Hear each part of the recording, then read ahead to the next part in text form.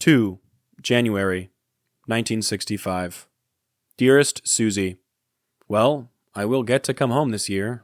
Isn't that great? We should be back in Vin Long Monday. I'm just about ready to go back and get to work.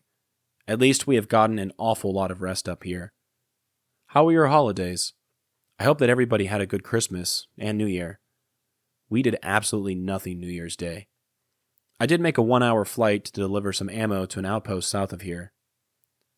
This afternoon we have a mission, but it will only last about an hour. How is the weather at home? Are you all having much trouble with colds? I have had a bad cold since we came up here. Maybe I'll be able to get rid of it when I get back to Vin Long.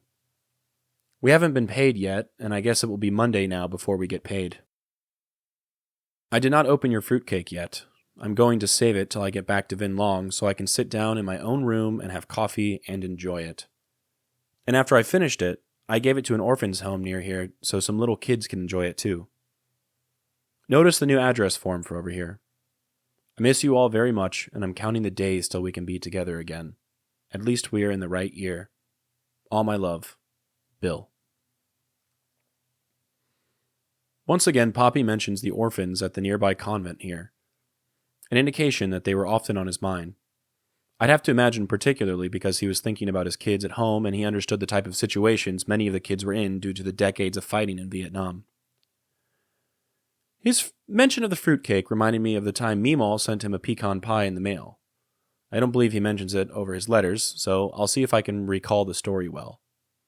Apparently, at some point, possibly over the phone, Poppy mentioned to Mema how he missed pecan pies and good desserts. In an attempt to bring him a small tin of happiness, she made him a pecan pie and tried sending it to him in the mail. As she's explained, she didn't quite realize that it would spoil on its journey. Perhaps she didn't realize how long a pecan pie could keep. Maybe she thought the trip wasn't that long. Who knows? Apparently, by the time it got to him, it was very moldy and spoiled. He allegedly got pretty angry with her for her not realizing what would happen and made sure she knew it when he spoke to her next. This, in my opinion, is an example of her naivety and is evidence of her age. It's important to remember that when she and Poppy married, she was young, at least by today's standards. She didn't have much support from her parents, and for the most part, got away from home as quickly as possible. There was still a lot she had to learn. At least she was trying to do something nice, though. If you knew Mema, this story wouldn't surprise you. You'd just laugh alongside her at Poppy's expense.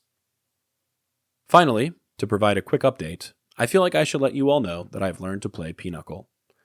It is hard to pick up, and learning from a computer or YouTube video is pretty difficult. That being said, I've been playing nonstop.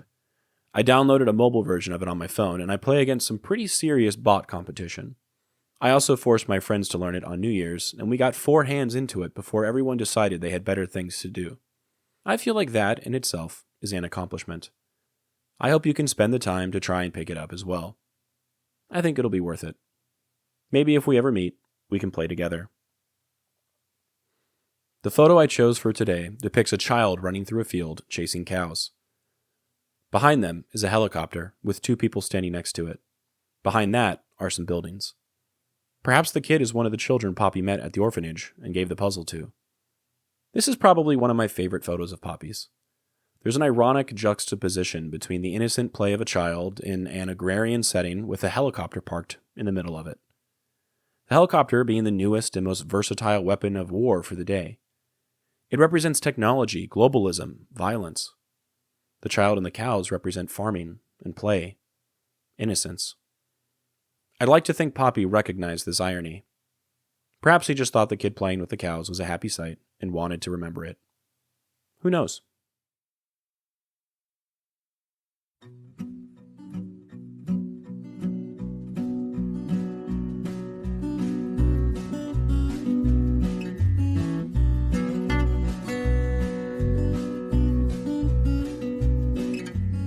I'm Alex Lowy, and I hope you have enjoyed listening to this episode of Dearest Susie, and receiving messages from the past that my Poppy wrote exactly 60 years ago.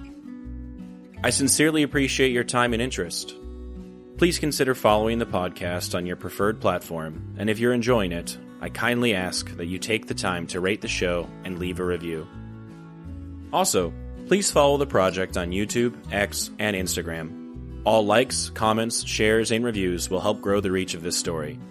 The links for these things should be in the description of this episode. Please feel free to email me at dearestsusiepodcast@gmail.com if you have anything you'd like to say.